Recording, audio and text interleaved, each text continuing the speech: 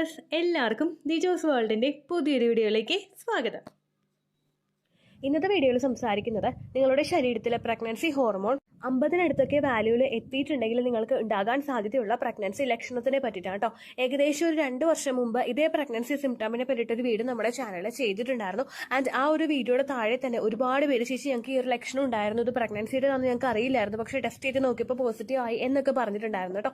അപ്പോൾ അങ്ങനെയുള്ള early pregnancy symptoms ആണ് എന്തൊക്കെയാണെന്ന് നമുക്ക് നോക്കാം. വീഡിയോ നമുക്ക് സ്റ്റാർട്ട് ചെയ്യാം. ഇവിടെ ഏറ്റവും ആദ്യം വ്യത്യാസമുണ്ടാകുന്ന ശരീരഭാഗം നമ്മുടെ മൂക്കാണ്.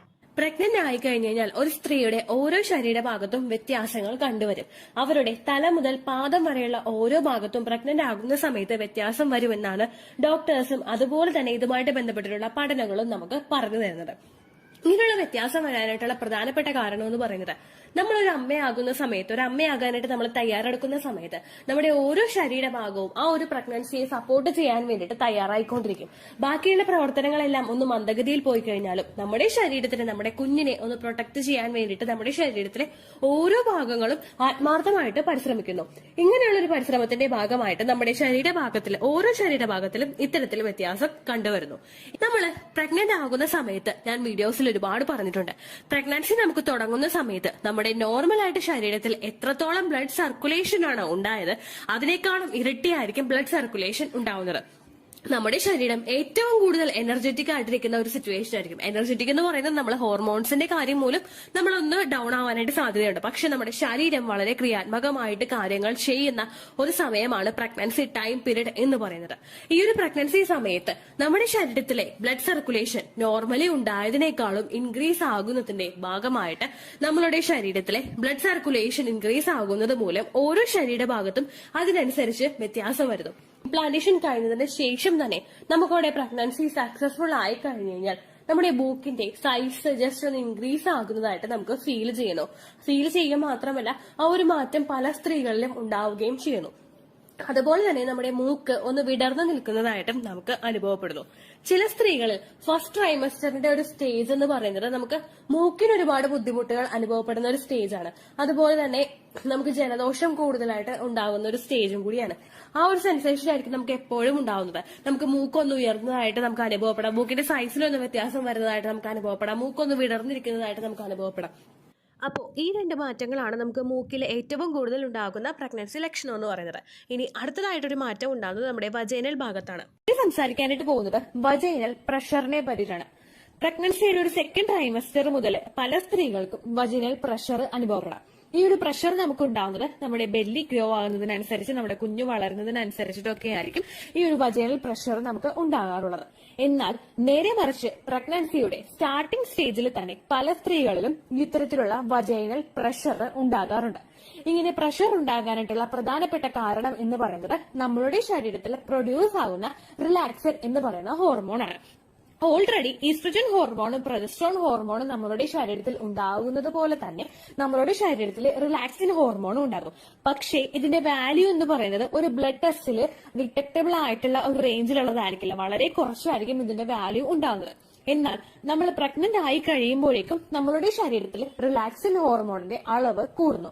ഇങ്ങനെ റിലാക്സിൻ ഹോർമോണിന്റെ അളവ് നമ്മളുടെ ശരീരത്തിൽ കൂടുന്നത് മൂലമാണ് നമ്മുടെ ആ ഒരു യൂട്രസ് ഒക്കെ ഒന്ന് സ്ട്രെച്ച് ആവുന്നതിനും അവിടെയുള്ള മസിൽസ് ഒക്കെ ഒന്ന് സ്ട്രെച്ച് ആവുന്നതിനും ആ ബേബിയെ ഹോൾഡ് ചെയ്യാൻ വേണ്ടിയിട്ടുള്ള ഒരു സിറ്റുവേഷൻ നമുക്ക് അവിടെ ഉണ്ടാക്കിയെടുക്കുന്നതിനും സഹായിക്കുന്നത് ഈ ഒരു റിലാക്സിൻ ഹോർമോണാണ്.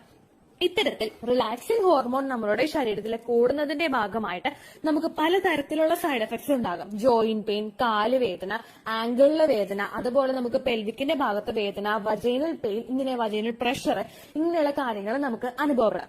ഇവിടെ നമ്മുടെ ടോപ്പിക് ആയിട്ടുള്ള വജൈനൽ പ്രഷർ നമുക്ക് ഉണ്ടാകാനായിട്ടുള്ള പ്രധാനപ്പെട്ട കാരണം എന്ന് പറയുന്നത് നമ്മുടെ പ്രഗ്നന്റ് ആകുന്ന സമയത്ത് റിലാക്സിൻ ഹോർമോൺ പ്രൊഡ്യൂസ് ആകുമ്പോഴേക്കും ഈ റിലാക്സിൻ ഹോർമോൺ യൂട്രസിന് അവിടെയുള്ള മസിൽസിനെയൊക്കെ ഒന്ന് സ്ട്രെച്ച് ആകാൻ വേണ്ടിയിട്ട് സഹായിക്കുന്നു. നിങ്ങൾ എല്ലാവരും യൂട്രസിന്റെ ഇമേജ് കണ്ടിട്ടുള്ളവരായിരിക്കും അല്ലെ?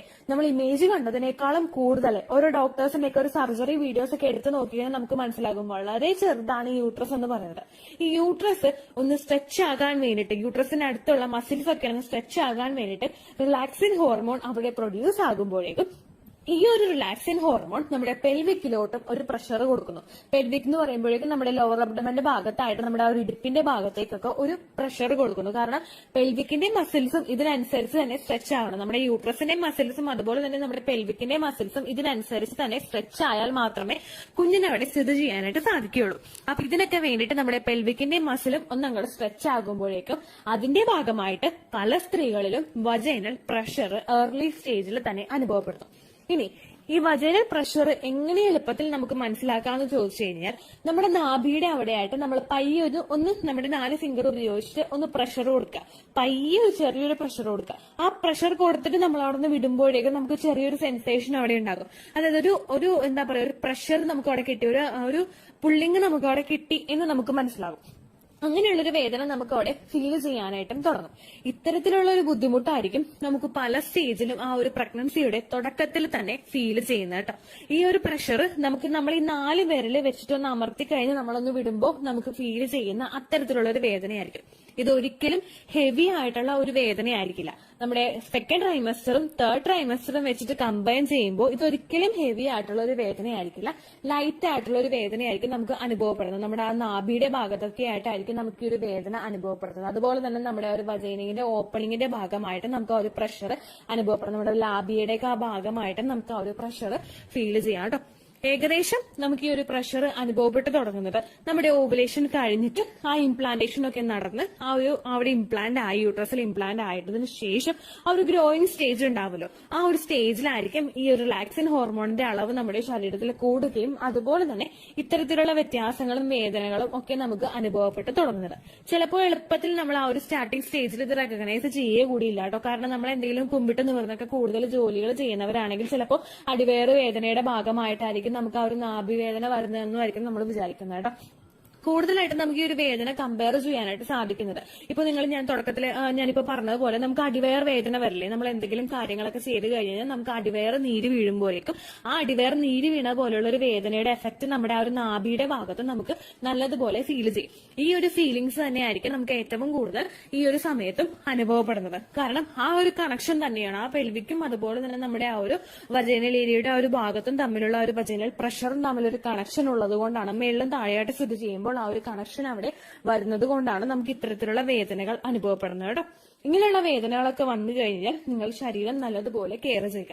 അതുപോലെ തന്നെ ധാരാളം വെള്ളം കുടിക്കാൻ ശ്രദ്ധിക്കുക. എത്രത്തോളം വെള്ളം നമുക്ക് കുടിക്കാൻ സാധിക്കുമോ അത്രത്തോളം വെള്ളം നിങ്ങൾ കുടിക്കുക കേട്ടോ. അത് നമ്മുടെ ആ ഒരു ഏർലി സ്റ്റേജിൽ ആ ഒരു ബേബി ഇംപ്ലാന്റേഷനും അതുപോലെ തന്നെ നമ്മുടെ ആ ഒരു മസിൽസിനൊക്കെ കൃത്യമായിട്ട് ആ ഒരു ഓക്സിജൻ റിച്ച് ആയിട്ടുള്ള ബ്ലഡ് സർക്കുലേഷൻ എത്തുന്നതിനും അത് ഒരുപാട് സഹായിക്കും. അപ്പൊ ധാരാളം വെള്ളം നിങ്ങൾ കുടിക്കുക. എത്രത്തോളം കുടിക്കാൻ പറ്റുമോ അത്രത്തോളം വെള്ളം നിങ്ങൾ കുടിക്കുക. പിന്നെ നിങ്ങൾ ചെയ്യേണ്ട കാര്യം എന്ന് പറയുന്നത് ഇത്തരത്തിലുള്ള വേദനകൾ നിങ്ങൾക്ക് വരുമ്പോഴേക്കും ഞാൻ നമ്മുടെ ചാനൽ ചെയ്തിട്ടുണ്ട്. ഫെർട്ടിലിറ്റി എക്സസൈസ് എന്നുള്ള പ്ലേലിസ്റ്റിൽ നോക്കി കഴിഞ്ഞാൽ മനസ്സിലാകും. മലാസന എന്നൊരു പോസ് ഞാൻ ചെയ്തിട്ടുണ്ട്. നമ്മൾ ഇന്ത്യൻ ക്ലോസറ്റിൽ ഇരിക്കുന്ന രീതിക്ക് നമ്മൾ ഇരുന്നിട്ടുള്ള ഒരു എക്സസൈസ് ആണ് മലാസന എന്ന് പറയുന്നത്. ഇത് നമ്മുടെ ഒരു പെൽവിക്കിന്റെ മസിൽസിലോട്ടൊക്കെ കൃത്യമായിട്ട് ബ്ലഡ് സർക്കുലേഷൻ എത്തിക്കുന്നതിന് വേണ്ടിയിട്ട് സഹായിക്കുന്നു. ഈ ബ്ലഡ് സർക്കുലേഷൻ അങ്ങോട്ട് കൂടി കഴിഞ്ഞാൽ ആ മസിൽസ് ഒക്കെ ഈസിലി അങ്ങോട്ട് സ്ട്രെച്ച് ആവുകയും നമുക്ക് ഒരുപാട് വേദന അനുഭവിക്കേണ്ടതായിട്ട് വരാതിരിക്കുകയും ചെയ്യുന്നു. അതുപോലെ തന്നെ ഇങ്ങനെ ബ്ലഡ് സർക്കുലേഷൻ കൂടുന്നതിന്റെ ഭാഗമായിട്ട് കൂടുതൽ പ്രഷർ നമ്മുടെ ആ ഒരു വജൈനയുടെ ഭാഗത്തും ഉണ്ടാകുന്നത് അങ്ങോട്ട് കുറയോട്ടോ. കാരണം ബ്ലഡ് സർക്കുലേഷൻ കൃത്യമായിട്ട് നടന്നു കഴിഞ്ഞാൽ ആ മസിൽസ് ഒക്കെ ഒന്ന് സ്ട്രെച്ച് ആവുന്നതിനും ഡൈല്യൂട്ട് ആവുന്നതിനും ഒക്കെ ഇത് ഒരുപാട് സഹായിക്കും. അതുപോലെ തന്നെ മറ്റുള്ള ഫെർട്ടിലിറ്റി എക്സസൈസുകളും നിങ്ങൾക്ക് ചെയ്യാവുന്നതാണ്. ലൈക്ക് അപ് ദ വോൾ എക്സസൈസും ഒക്കെ നിങ്ങൾക്ക് ചെയ്യാവുന്നതാണ്. ഇതെല്ലാം ആ ഒരു പ്രഗ്നന്റ് ആകാനായിട്ട് സാധ്യത ഇൻക്രീസ് ചെയ്യും. ഞാൻ ഈ പറഞ്ഞിട്ടുള്ള 2 പ്രഗ്നൻസി ലക്ഷണവും നിങ്ങൾക്കില്ലെങ്കിൽ നിങ്ങൾ വിഷമിക്കേണ്ട ആവശ്യമില്ല. എക്സ്പെക്റ്റഡ് പീരിയഡ് ഡേറ്റിൽ ബ്ലീഡിങ് വരുന്നുണ്ടോ എന്ന് മാത്രം നിങ്ങൾ ശ്രദ്ധിക്കുക. ഇനി ആ പീരിയഡ് ഡേറ്റിൽ നിങ്ങൾക്ക് ബ്ലീഡിങ് ഉണ്ടാവുകയാണെങ്കിൽ ആ പോകുന്ന രക്തത്തിൻ്റെ അളവ് എത്രത്തോളം ആണെന്നുള്ളതും കൂടി നിങ്ങൾ മോണിറ്റർ ചെയ്യുക. നോർമലി പോകുന്നതിനനുസരിച്ചിട്ട് ബ്ലീഡിങ് വളരെയധികം കുറവാണെങ്കിൽ മസ്റ്റായിട്ട് നിങ്ങൾ കാർഡ് ഉപയോഗിച്ചിട്ട് തന്നെ ടെസ്റ്റ് ചെയ്ത് നോക്കുക കേട്ടോ. കാർഡ് ടെസ്റ്റ് ചെയ്യേണ്ടത് എപ്പോഴും രാവിലത്തെ ആദ്യത്തെ യൂറിൻ എടുത്തിട്ട് വേണം ടെസ്റ്റ് ചെയ്ത് നോക്കാൻ വേണ്ടിയിട്ട്. നിങ്ങൾ ഇടനേരങ്ങളിലാണെങ്കിൽ ടെസ്റ്റ് ചെയ്ത് നോക്കുന്നതെങ്കിൽ 4 മണിക്കൂറോളം വെള്ളം കുടിച്ചിട്ടില്ല എന്ന് ഉറപ്പ് വരുത്തിയതിന് ശേഷം മാത്രം നിങ്ങൾ പ്രഗ്നൻസി ടെസ്റ്റ് ചെയ്ത് നോക്കാം കേട്ടോ. ഡേറ്റ് മിസ്സായ 5 ദിവസമെങ്കിലും കഴിഞ്ഞിട്ട് വേണം നമ്മൾ പ്രഗ്നൻസി ടെസ്റ്റ് ചെയ്ത് നോക്കാൻ കേട്ടോ. ഇത്രയേ ഉള്ളൂ വീഡിയോ. യൂസ്ഫുൾ ആയി കാണുമെന്ന് വിശ്വസിക്കുന്നു. യൂസ്ഫുൾ ആവുന്നുണ്ടെങ്കിൽ ലൈക്ക് ചെയ്യുക, ഫ്രണ്ട്സിനൊക്കെ ഷെയർ ചെയ്ത് കൊടുക്കുക കേട്ടോ. എന്തെങ്കിലും സംശയം ഉണ്ടെങ്കിൽ നിങ്ങൾ കമന്റ്സിൽ ചോദിക്കുക. പണ്ടത്തെ വീഡിയോയ്ക്ക് കമന്റ്സ് ഇടുന്നവർക്ക് റിപ്ലൈ ലഭിക്കുന്നില്ലെങ്കിൽ ലേറ്റസ്റ്റ് ആയിട്ട് ഞാൻ ഏത് വീഡിയോ ആണ് അപ്ലോഡ് ചെയ്യുന്നത് അതിന് താഴെ കമന്റ് ഒന്ന് കോപ്പി പേസ്റ്റ് ചെയ്യാനായിട്ട് ശ്രദ്ധിക്കുക കേട്ടോ. അതുപോലെ ഓവുലേഷൻ ഡേറ്റ് കാൽക്കുലേറ്റ് ചെയ്ത് തരാനായിട്ട് റിക്വസ്റ്റ് ചെയ്യുന്ന ആളുകൾ എത്രയാണോ സൈക്കിൾ ലെങ്ത് അത് മെൻഷൻ ചെയ്യാനായിട്ട് ശ്രദ്ധിക്കുക. സൈക്കിൾ ലെങ്ത് എന്നതുകൊണ്ട് ഉദ്ദേശിച്ചത് ഓരോ മാസവും എത്ര ദിവസം കൂടുമ്പോഴാണോ ബ്ലീഡിങ് വരുന്നത് അതാണ് സൈക്കിൾ ലെങ്ത്. കഴിഞ്ഞ മാസം ഒരു 8-ാം തീയതിയാണ് ബ്ലീഡിംഗ് ആയതെങ്കിൽ ഈ മാസം 6-ാം തീയതിയാണ് ബ്ലീഡിംഗ് ആയതെങ്കിൽ കഴിഞ്ഞ മാസം 8-ാം തീയതി മുതൽ ഈ മാസം 6-ാം തീയതി വരെ എത്ര ദിവസമുണ്ടോ അത് കാലണ്ടറിൽ എണ്ണി തിട്ടപ്പെടുന്നതാണ് നിങ്ങളുടെ സൈക്കിൾ ലെങ്ത്. സൈക്കിൾ ലെങ്ത് നമ്മൾ കൃത്യമായിട്ട് കാൽക്കുലേറ്റ് ചെയ്യുകയാണെങ്കിൽ ഓവുലേഷൻ ഡേറ്റ് എളുപ്പത്തിൽ കണ്ടുപിടിക്കാൻ വേണ്ടിയിട്ട് ഒരുപാട് ആപ്ലിക്കേഷൻസും ഒരുപാട് ഓൺലൈൻ ആയിട്ടുള്ള വെബ്സൈറ്റുകളും ഇന്ന് നമുക്ക് അവൈലബിൾ ആണ്. പ്ലേ സ്റ്റോറിൽ പോയിട്ട് ഓൺലൈൻ ഓവുലേഷൻ ട്രാക്കർ എന്ന് ടൈപ്പ് ചെയ്ത് കഴിഞ്ഞാൽ നിങ്ങൾക്ക് അതുമായിട്ട് ബന്ധപ്പെട്ടിട്ടുള്ള ആപ്ലിക്കേഷൻസ് കിട്ടും. അത് പറ്റുന്നില്ല എങ്കിൽ ഗൂഗിളിൽ പോയിട്ട് ഓൺലൈൻ ഓവുലേഷൻ കാൽക്കുലേറ്റർ എന്ന് ടൈപ്പ് ചെയ്ത് കഴിഞ്ഞാൽ അതുമായിട്ട് ബന്ധപ്പെട്ടിട്ടുള്ള വെബ്സൈറ്റുകൾ നിങ്ങൾക്ക് കിട്ടും. അതിൽ നിങ്ങളുടെ ലാസ്റ്റ് മന്തിലെ മെൻസ്ട്രേഷന്റെ ഡേറ്റും ഒപ്പം ഞാൻ ഈ പറഞ്ഞ രീതിക്ക് നിങ്ങൾ കാൽക്കുലേറ്റ് ചെയ്യുന്ന സൈക്കിൾ ലെങ്ത്തും എൻ്റർ ചെയ്ത് കൊടുക്കുകയാണെങ്കിൽ നിങ്ങൾക്ക് കൃത്യമായിട്ട് ഓവുലേഷൻ ഡേറ്റ് കണ്ടുപിടിക്കാനായിട്ട് സാധിക്കും. ഫെർട്ടൈൽ ടൈം പീരീഡും നിങ്ങൾക്ക് കിട്ടും. അതായത് എത്ര ദിവസം മുതൽ കോണ്ടാക്ട് ചെയ്ത് തുടങ്ങിക്കഴിഞ്ഞാൽ നിങ്ങൾ പ്രഗ്നന്റ് ആകും എന്നുള്ളൊരു ഡേറ്റും നിങ്ങൾക്ക് പ്രോപ്പർ ആയിട്ട് കിട്ടും കേട്ടോ.